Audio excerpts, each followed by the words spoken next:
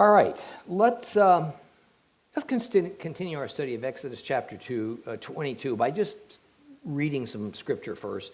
We're going to start at verse 18. We're going to read to the end of the chapter. Exodus chapter 22. If you've got a complete Jewish Bible, we're going to start on page 85.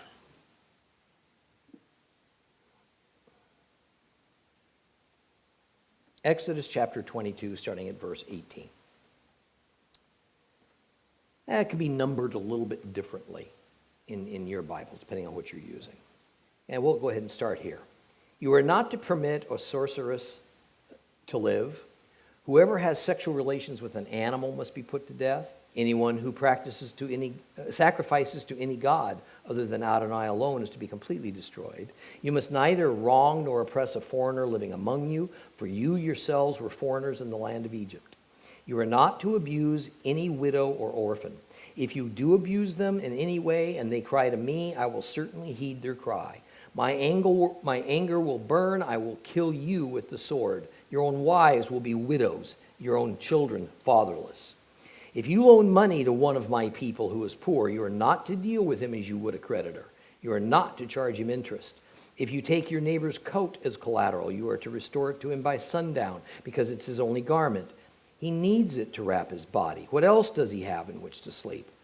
Moreover, if he cries out to me, I'll listen, because I am compassionate. You are not to curse God. You are not to curse a leader of your people. You are not to delay offering from your harvest or grain, olive oil or wine. The firstborn of your firstborn of your sons you are to give to me. You are to do the same with your oxen and your sheep. It is to stay with its mother 7 days, and on the 8th day you are to give it to me. You are to be my specially separated people. Therefore you are not to eat any flesh torn by wild animals in the countryside. Rather, throw it out for the dogs.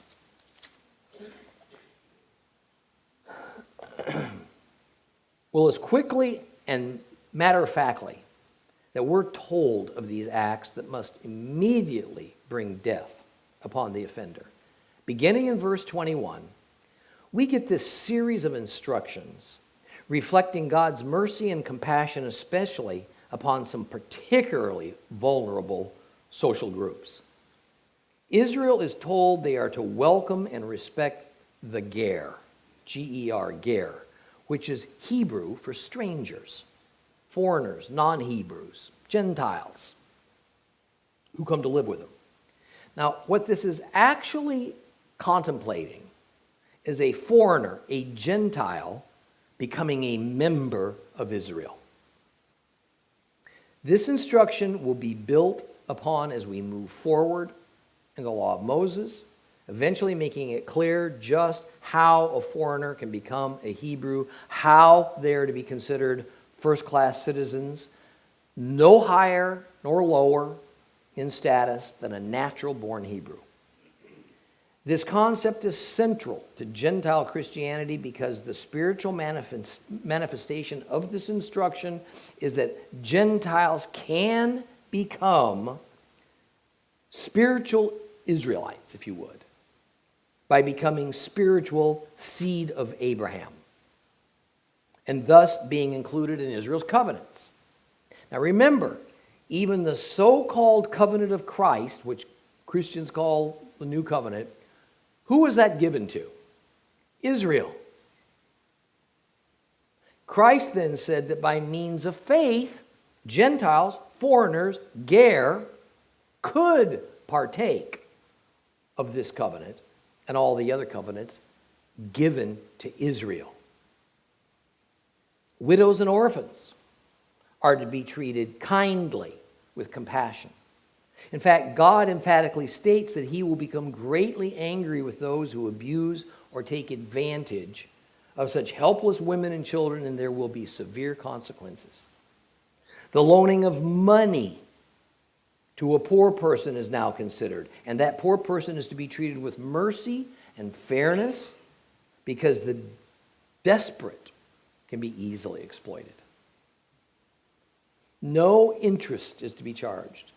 And if that poor person offers his cloak, his coat, as security for the money, it must be given back to him in the evening so he's not cold. The salma, which is Hebrew for a garment like a cloak, was a piece of cloth that wrapped around the body, and it was used as both clothing and a blanket. Often this was a poor person's only possession. Now, naturally, the philosophy here is not to take the basics of life away from a helpless person as a promise for repayment of a loan. Compassion is not optional with our God. Compassion and mercy are integral. They're foundational of God's justice system. In fact, we are warned throughout the Bible that if we expect to be beneficiaries of Jehovah's compassion and forgiveness and mercy, we are to do likewise with our fellow man, especially the weakest among us. Now, by the way, please notice something pretty important here. This law applies to Hebrews lending money to other Hebrews. In other words, God's family lending within God's family.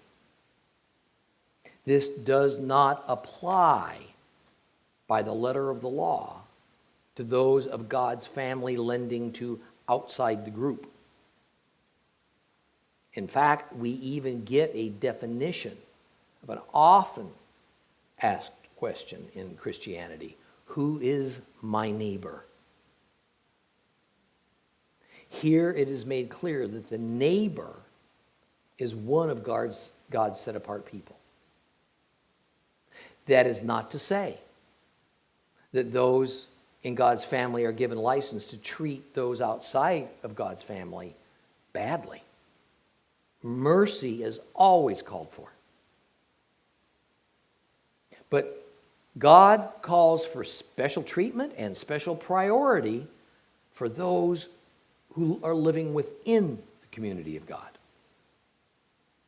As much theological error as is contained within the Mormon community system, a lot could be learned from them about how to properly operate a community of God. Now, verse 27 and 28 needs to be looked at. If you have a King James version, it probably says, "You shall not revile the gods." Strange. The word here for gods is Elohim, and it can mean gods, little g gods, in the plural. But that's so far out of the context that I'm pretty surprised that the excellent translators of the King James Version chose to translate it that way. There is a form of the Hebrew word Elohim that's called the plural of majesty. That's used when referring to God Almighty, the El. Making the word El plural, you come up with Elohim. And often it does not mean more than one. It just indicates greatness. Hence the scholarly term for that use, the plural of majesty. Obviously, this verse is referring to Jehovah, and Jehovah God alone, not little g gods. But then it goes on to say we're not to curse God, or in some texts, we're not to revile God. The Hebrew word used for curse here is kalal. It's exactly the same as when in Exodus 21, we are instructed not to curse, not to kalal our parents. As members of God's set-apart people, we're not to humiliate him. We're not to try him by our being of no account, to make him look bad by our incorrigible behavior and character. And this is different than how verse 27 ends when it also says not to curse a leader of your people.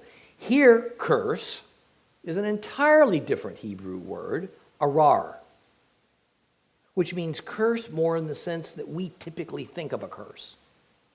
That is, no one is to swear a curse against their leader, either in the sense of invoking something magical or simply wishing them evil or harm, or swearing at them even in anger or bitterness.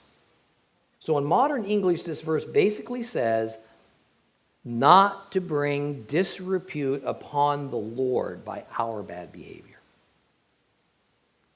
And next, not to issue a curse in order to cause evil to befall your tribal leader. Well, the final verses of Exodus 22 enjoin people to give to God their tithes and their offerings in a timely manner. We're not to hold our tithes back to our benefit and then give them at our convenience. Further, these people, Israel, who God in his grace has separated from the entire rest of the world, are not to eat meat as the heathens do, especially eat meat that has been killed by wild animals. God values animals. Make no mistake.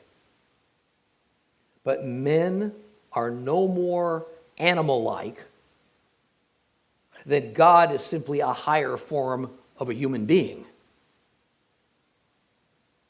Therefore, God does not partake of what man partakes. And a man is not to partake of what animals partake. You with me on that? That's what it's explaining. Let's move on to Exodus chapter 23. We'll read the whole chapter.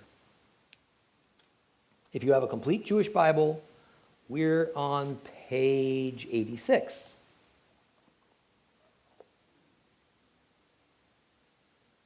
You are not to repeat false rumors.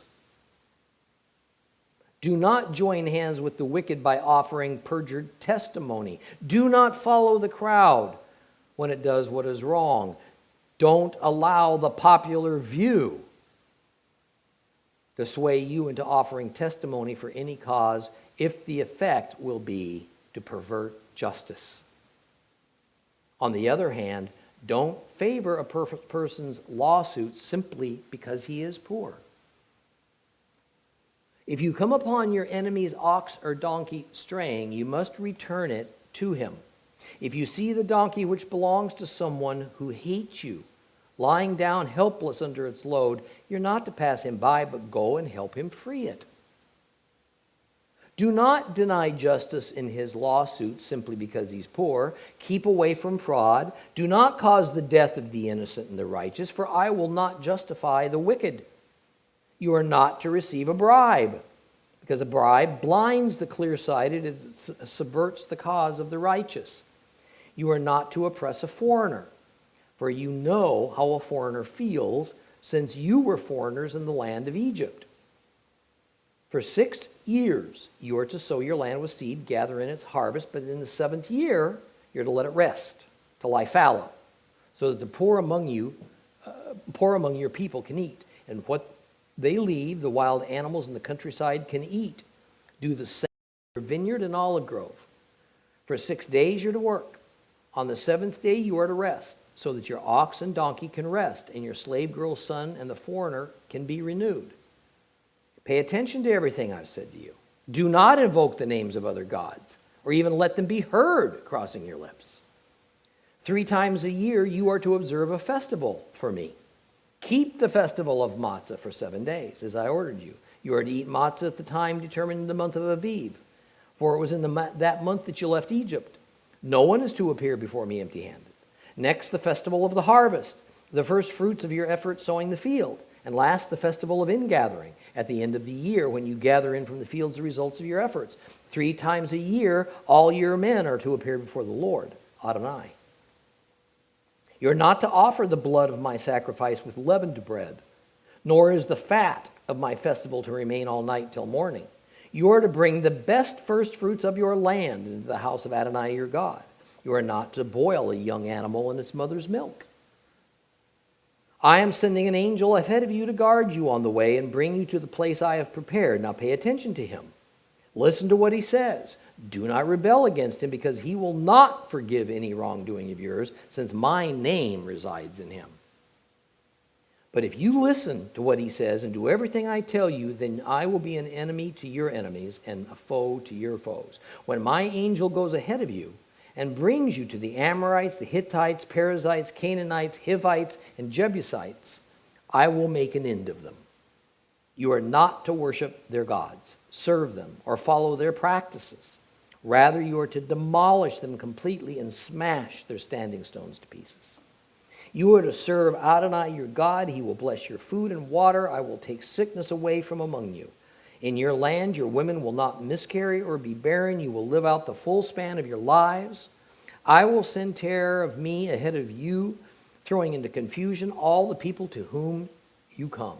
I will make all your enemies turn their backs on you.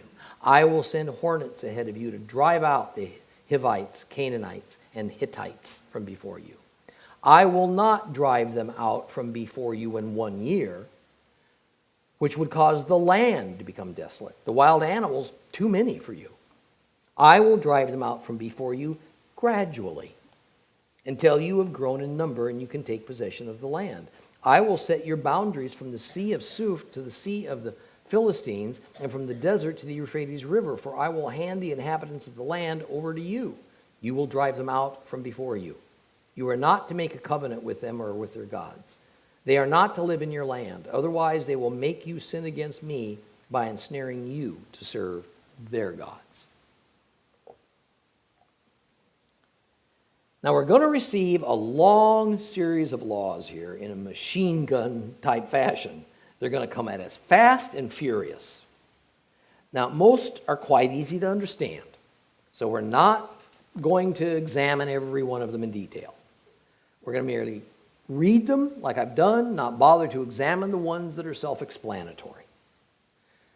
So we start with a series of laws that are very general in their nature in the first 3 verses of this chapter. The idea is that one is not to be untruthful, not to be partial or unjust. Generally speaking, these verses are referring to judicial integrity. That is, they are about the proper behavior for witnesses, judges, and the litigating parties. These verses are broad enough that they could have come right from a modern-day church sermon concerning right and wrong. Many of the rules we have encountered so far have been fully bound up in the context of ancient Hebrew culture. But these laws are more plain and contemporary and timeless. Their meaning is, do not be a party to false rumors. Don't help someone in validating a lie. Don't do wrong just because the majority thinks they want it. Don't allow what is popular to become what is right. Don't administer justice one way for a rich man and a different way for a poor man. Wow. I mean, in the season we are in right now, as we're but a couple of days from elections, think about what we just read. You know, from this pulpit, you do not hear politics. But I will tell you, pray and vote. This is your job. God has put the governing of this country into your hands. If you don't vote, you've said no thanks. It's that serious.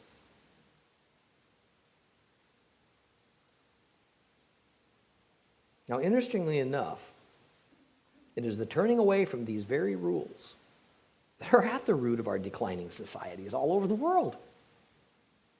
In modern terms, God is speaking against what? Political correctness, relativism, favoritism, elitism, all the isms you can think of, tolerance, appeasement, the denial of the existence of evil, and of an end justifies the means mentality. Of course, these terms are the very definition of secular humanism, a political and social philosophy that's the pride of Europe, and one that many in America are working hard to see adopted in this society. Secular human is the polar opposite of Judeo-Christianity. And that is the reason we see such political upheaval and cultural division in our society, especially in the society of the United States. The reality is, there is simply no middle ground between the godless and the godly. Even though government, synagogue, and church have all tried to navigate through these dangerous waters as though there is such a thing, that it is possible to find a middle ground if we just work hard enough at it and if we just display enough love.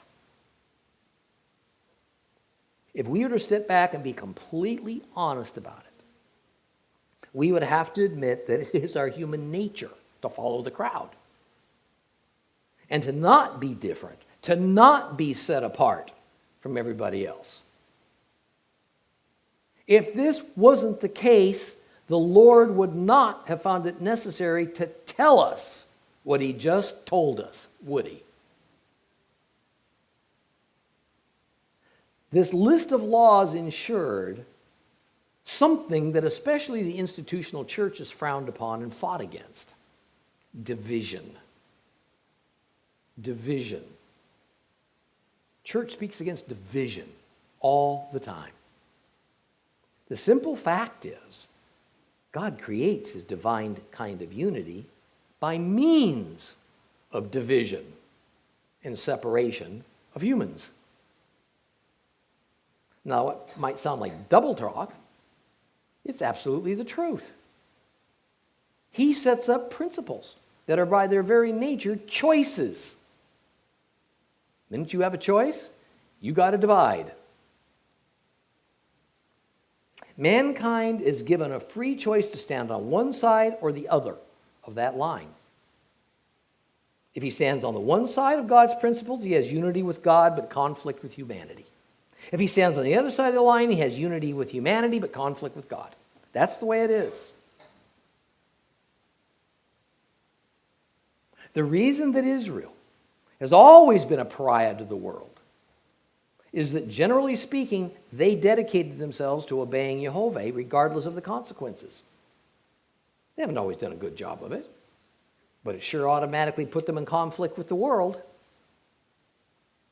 The reason that Christianity has steadily lost its power and standing as the moral authority on earth is that it has stopped being a pariah. Since the European Enlightenment of the 18th century, it seems that the goal of the church has been to make Christianity as close and attractive to the world as is possible, to camouflage itself as a friend of the world while still maintaining an aura of religiousness. The current era of the megachurch is simply the culmination of the Enlightenment philosophies. It's man's never-ending desire to never divide, but rather to try and find ways to unite through compromise. Compromise. Compromise and consensus have replaced unity. Majority rules has replaced God's rules. Tolerance has replaced our obligation to discern between good and evil, right and wrong. To say it out loud. That's the worst. Christ said, "Take up your cross and follow me." Translation, if you're not a pariah to the world and you don't find yourself being criticized and persecuted, maybe even a little bit for your stand, you're not doing what I told you to do.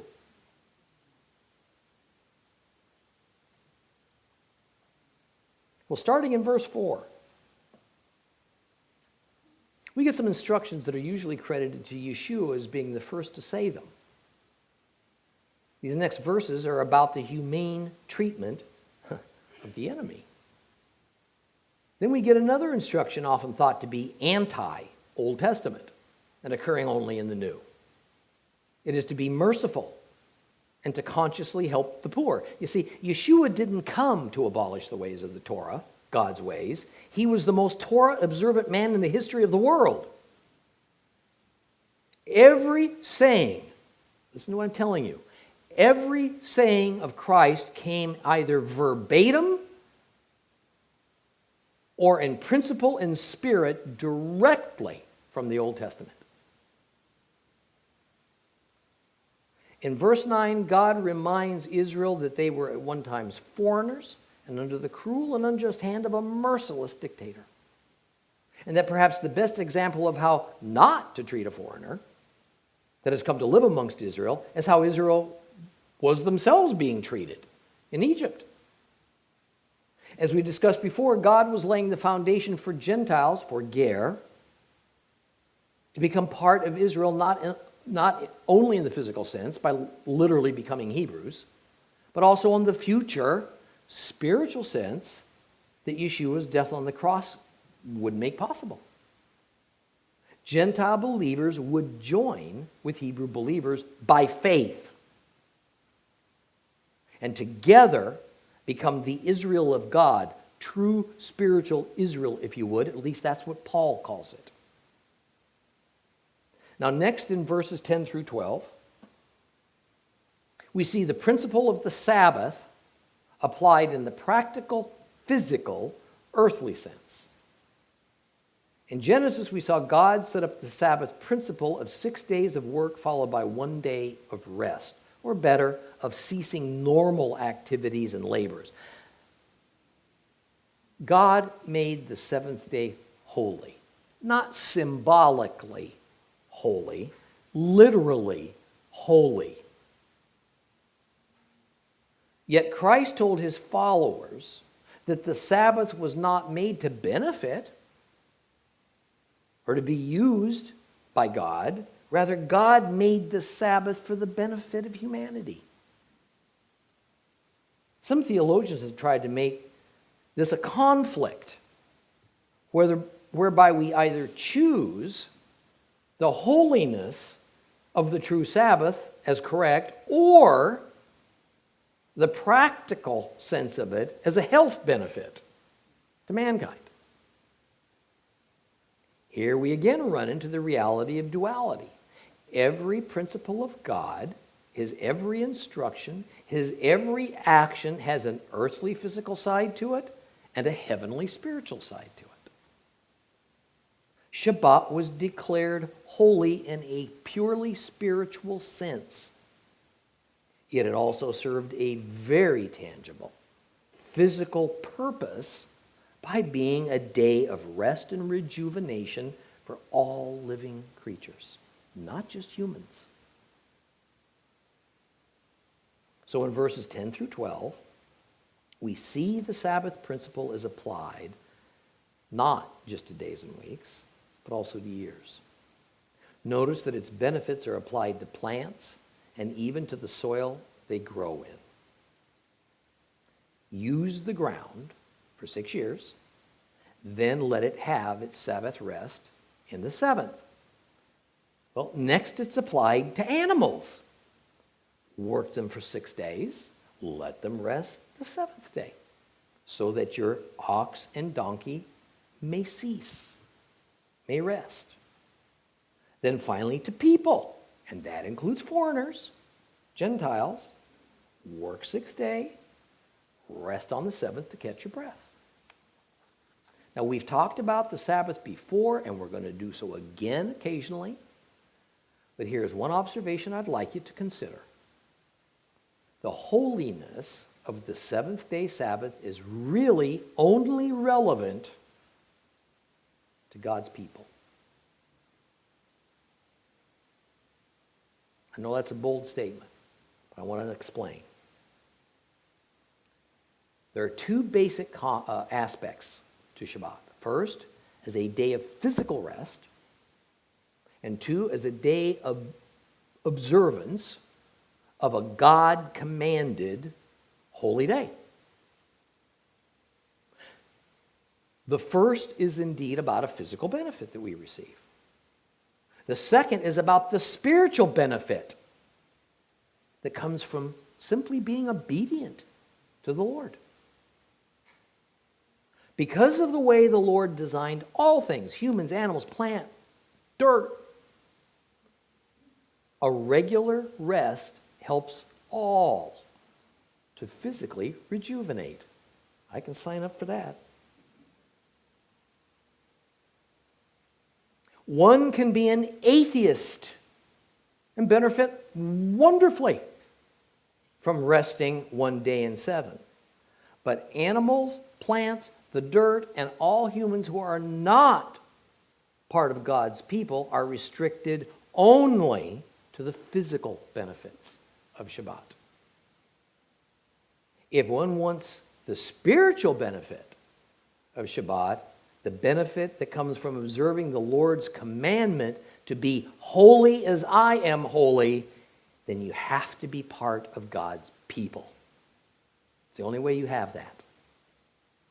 So as believers who recognize the God-ordained benefit of resting one day in 7, you will be blessed from a physical standpoint, no matter what day you choose to rest, just the same as would an atheist or a plow horse.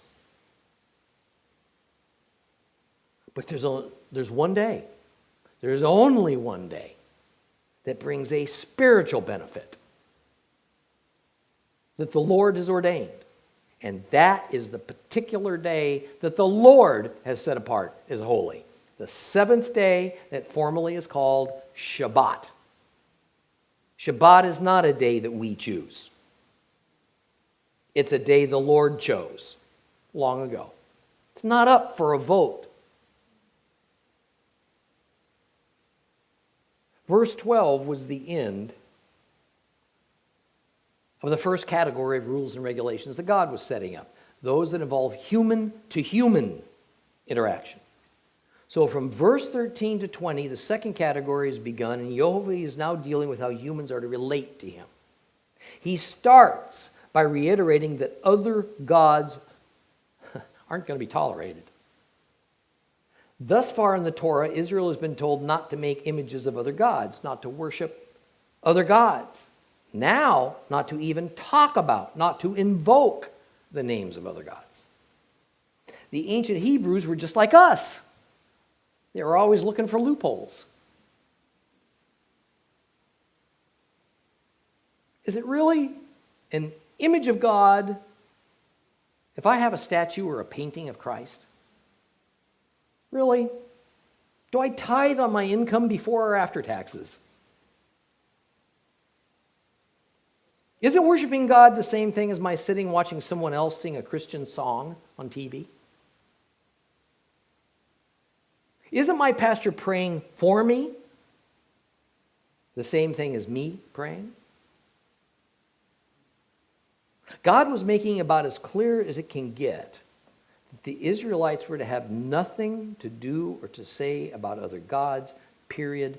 And by the way, there's no loopholes on any of these things. Beginning in verse 14, the Hebrew religious calendar is set up. Yehovah ordains 3 pilgrimage festivals for Israel. In Leviticus, these festivals will be discussed in much more detail. Although eventually, God would set up 7 feasts for Israel to celebrate, these 3 are special because the word pilgrimage, chag in Hebrew, suggests that the Israelites must journey to a specific place to celebrate these feasts. For now, out in the wilderness, They're simply told to present themselves before the Lord. Presumably that means assembling at the wilderness tabernacle that went with them wherever they went. Later on, after settling in the land of Canaan, they will be told to journey from wherever they might now live to Jerusalem, home of the temple, for these 3 out of the 7 feasts. Now, like the instructions we just saw regarding the physical, earthly purposes of the Sabbath, we now see the physical, national purposes of the 3 pilgrimage feasts. Oh, look, they have an enormous spiritual element to them that we're not going to go into right now. But it's not the purpose of these particular instructions to teach about the spiritual, prophetic character of these three feasts. These are all about Jehovah ordaining an especially important set of 3 celebrations that sets Israel apart from all the other nations. It goes a long way in establishing a unique national identity for Israel that sets them apart as members of God's people on earth. Now, the 3 festivals are all agricultural based. Therefore, since spring is looked at typically as the beginning of the agricultural yearly cycle, the first festival is a springtime festival. And the first pilgrimage feast, called the Festival of Matzah, is also sometimes called Passover, but that's not technically correct, since Passover is a separate one-day feast. It is a time to celebrate, Matzah is a time to celebrate God's deliverance of his people from slavery in Egypt. Now, the second pilgrimage feast,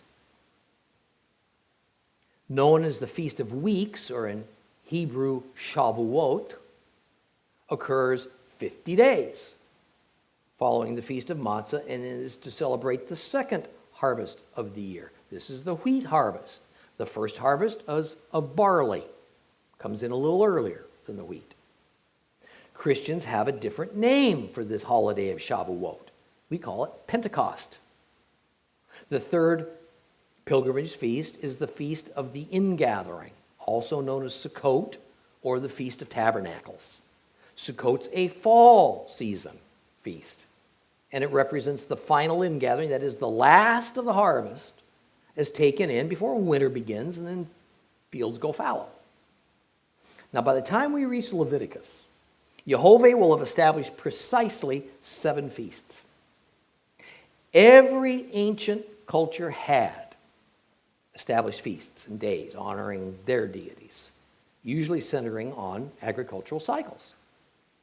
But the difference is that these 7 feasts, beginning with the 3 we just discussed, are God-ordained.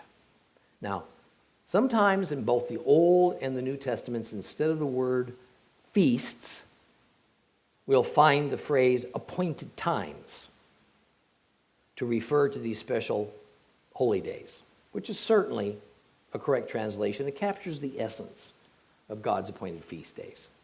But as we study God's word, we have to be very careful to notice the difference between men's appointed times and God's appointed times.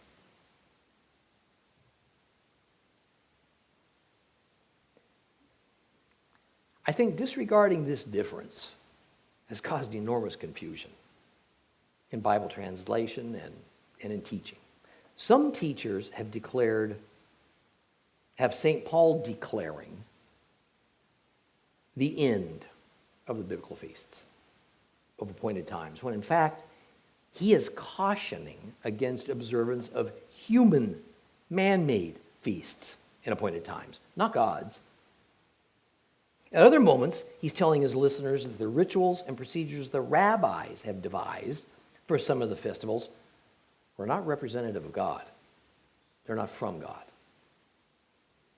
See, we must never think the New Testament at any point invalidates any of these holy days. I mean, after all, Yeshua himself participated in all the biblical feasts, and most of the recorded major events of his ministry occurred on one or another of these holy days. Yeshua died on Passover, was laid into the tomb on Matzah, was raised on first fruits, and the Holy Spirit was sent on Shavuot. Now, the last half of verse 19 has a puzzling instruction that even the Hebrews have argued about for centuries. You're not to boil a young animal in its mother's milk. Because of this reason, you cannot buy a cheeseburger in Israel.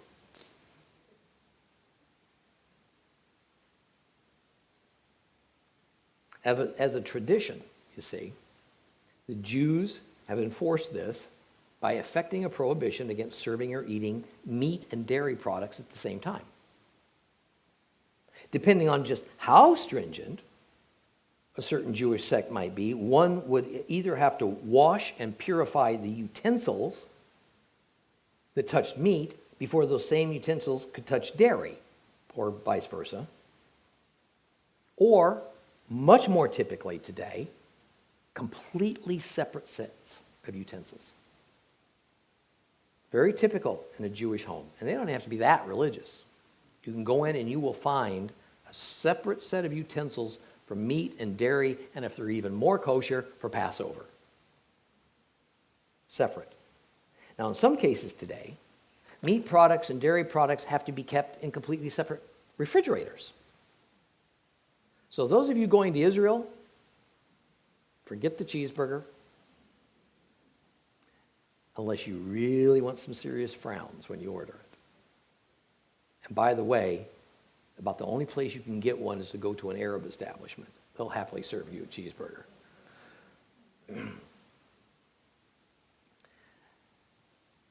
Now, the why of this law has generally been attributed to some kind of animal cruelty ritual that Yehovah was trying to avoid. I mean, let's face it, going out and milking a cow and then taking that cow's own calf and cooking it in that milk is a little tacky. But it's also thought that this might well have been a well-known custom of some pagan cultures during worship of some heathen deity. So God directly banned this practice by his people. Now, suddenly in verse 20, the tone of the chapter changes. And Yehovah moves from ordaining rules and regulations to making some promises to Israel. He says, he's going to send an angel, a malach in Hebrew, to prepare the way for Israel's conquest of the land of Canaan. And that the people are to obey this angel. Because Yehovah says this particular angel carries his holy name. In other words, this angel either carries God's full authority, or, as is more often taught, this angel was a manifestation of God himself. Now, we could argue which of those views are correct till these cows come home. I don't think it's going to change much. The thing I want you to take from this is the inscrutable mystery that is our God. I've personally come to the conclusion that if I'm ever absolutely certain I can comprehend him, I've got it wrong.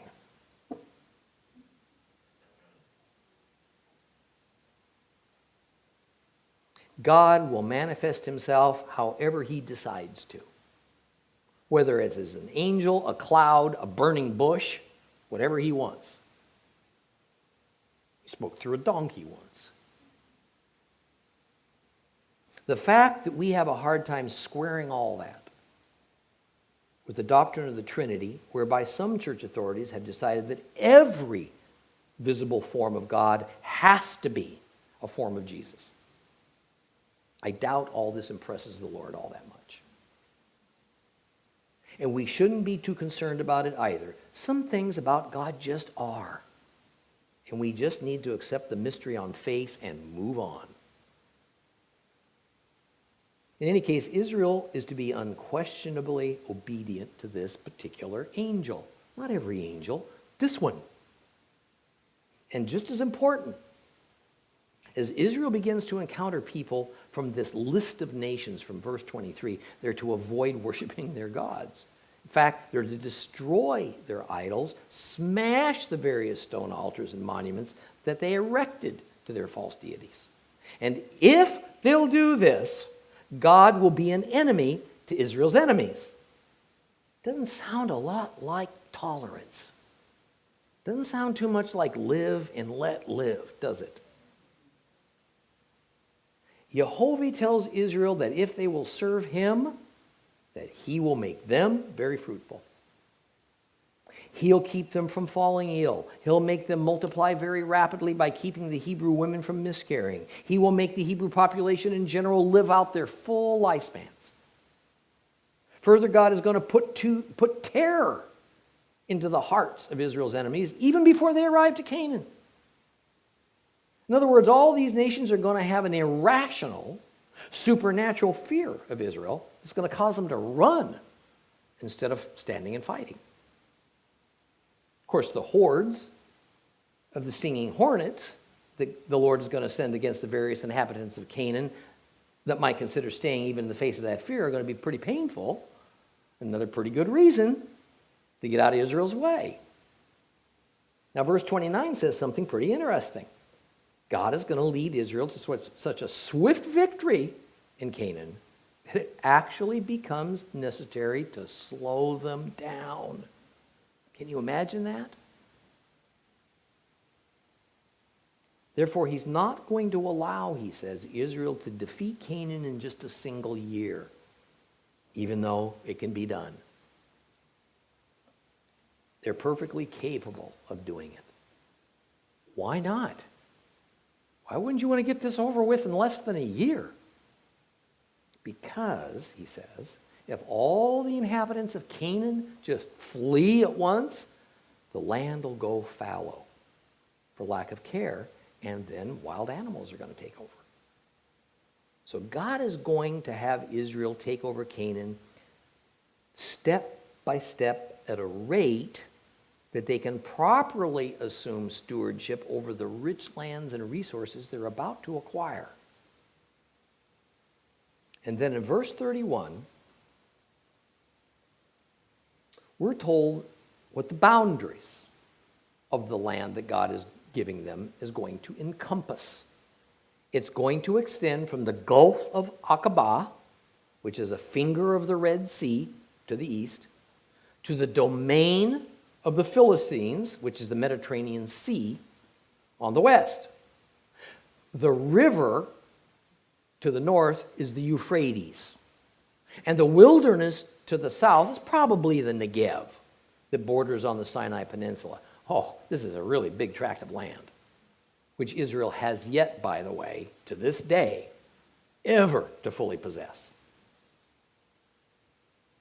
Now, verse 32 speaks of not making a covenant with any of the Canaanite peoples. In other words, no peace treaties, no buying land, no appeasements of any kind. Why not? Verse 33 tells us that if Israel allows these various tribes of Canaan to remain, their mere presence will make you sin against me by ensnaring you to serve their gods. That's why. And as we're going to see in later studies, during the time when Joshua was leading Israel, in their human idea of mercy, Israel's leaders ignored God in this, and they did make treaties, and they did allow intermarriage, and they practiced tolerance, and Israel suffers from disobedience to this very day. Rather, this disobedience to this very day. I mean, it's a result of it. Where we stand today is because Joshua and his crew didn't listen. And while it might be difficult for us to swallow, the reality is that had Israel followed God's instructions 3,000 years ago and more, when invading Canaan, there would be no Middle East crisis today that never ends. What we have been witnessing since chapter 19 of Exodus is the making of a covenant, or in more precise biblical language, the cutting of a covenant. Now, chapter 24 is going to be all about the ratification of the covenant that's been spelled out now over the last several chapters. A covenant is far more than a contract. It's far more than a legal agreement between two parties. In the Bible, a covenant creates a binding together of those parties, a union of sorts. Some scholars have likened the covenant process here in Exodus as to a marriage. I would argue with that somewhat, but yet the union element of a covenant indeed reminds one, to a degree, of the union which occurs in human marriage.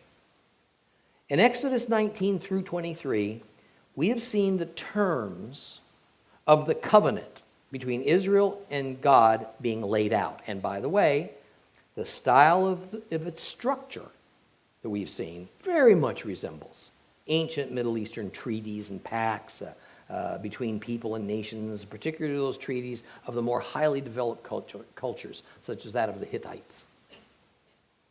Now, archaeologists and papyrologists are people who study ancient documents from the standpoint of both writing methods and content to kind of help determine when a particular document was written, who wrote it, what body of literature it might belong to.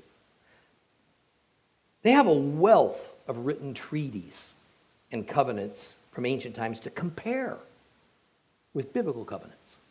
There's no shortage of them. And while there are many similarities which enable us to be certain of the era that the covenant of Moses occurred, which is 1300 to 1400 BC by our calendars, somewhere in there, there are some glaring differences between those treaties and the Mosaic covenant written at Mount Sinai. Now, first of all, no covenant ever discovered from any ancient culture was in effect a written agreement between a man and a God. Second, every document ever found that comprised what we might term a law code, such as the Code of Hammurabi, separated the people into classes with varying degrees of privilege and deference to the rich and the royal over the general population, then the poor, then, of course, the slave class. Third of all, these law codes tended to make religious ritual and regulation separate from the civil law, with religious law having little or no effect upon civil law. Religion was compartmentalized. It was made into its own little world, if you would. And then it was used only when people dealt with their gods. Obviously, the covenant of Moses was a complete departure from these law systems. God himself was the covenant partner with the people of Israel. God did not ordain a class structure of people. He actually sought to begin to destroy the lines between slave and free men. He even made religion and civil law one in the same, inseparable. That is, all justice, all mishpat comes from Jehovah God. All of it. So the covenant of Moses was quite unique. It was even a departure from the previous covenants that God had made with Noah and then with Abraham. Because in both cases of those much earlier covenants, they were just one-sided promises. And in both cases, the promises were God's promises. The covenants of Noah and Abraham were unilateral. The covenant of Moses was bilateral. That is, both sides have obligations and responsibilities. The covenants of Noah and Abraham were unconditional. Nothing man could do could cause God to retract his promises. The covenant of Moses was conditional. The people of Israel had to follow through with their end of the deal. The terms of the covenant are a variety of disciplinary actions, even temporary withdrawal of certain blessings by God would occur, and they did. Now, one final point. Law codes in those ancient days, as now, tend to be very formal, cold, legalistic in their structure. Unquestioned obedience without necessarily even understanding the reason for a particular law was required. Now, although it might not have occurred to you, the way that the laws of God were given to the people of Israel was full of warmth and rich with symbolism. And God's laws were given with much narration, a lot of explanation. Why? Because it is the principles and the spirit of the law which God is teaching, which is important. The purpose of the law, as with all the Torah, was to teach. In fact, the word Torah means teaching or instruction. And while many of the details of the Mosaic law are Hebrew in their cultural context, the principles behind every one of these laws are timeless. The principles are applicable to all human beings in every culture. In these laws, Jehovah has expressed the basics of the way his universe operates. We trespass upon these principles at our own risk. Well, next week we're going to examine Exodus chapter 24. And in it we'll see just how this covenant between God and Israel was formally ratified. Okay?